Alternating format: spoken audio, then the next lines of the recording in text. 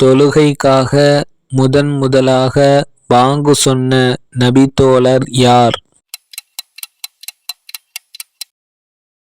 ஹஸ்ரத் பிலால் ரலியல்லாஹு அன்ஹு அவர்கள். ஹஸ்ரத் பிலால் ரலியல்லாஹு அன்ஹு அவர்களை அடிமைத்தனத்திலிருந்து மீட்டவர் யார்? ஹஸ்ரத் அபூபக்கர் ரலியல்லாஹு அன்ஹு அவர்கள். அல்லாஹுவின் வாள் என்று அழைக்கப்பட்ட நபித்தோழர் யார்?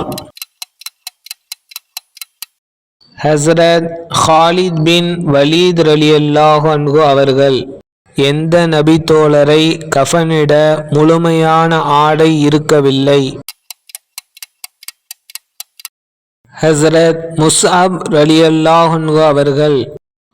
சஹாபாக்களில் 2 சிறகுடையவர் என்ற சிறப்பு பெற்ற நபித்தோழர் யார்? ஜஅபர் பின் அபி தாலிப் ரலியல்லாஹு அன்ஹு அவர்கள்.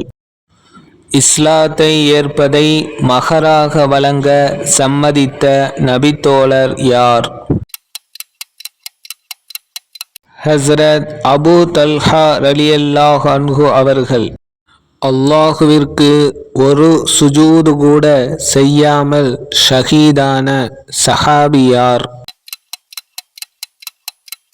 ஹஸ்ரத் அம்ர் இப்னு சாபித் இப்னு கைஸ் ரலியல்லாஹு அன்ஹு அவர்கள்.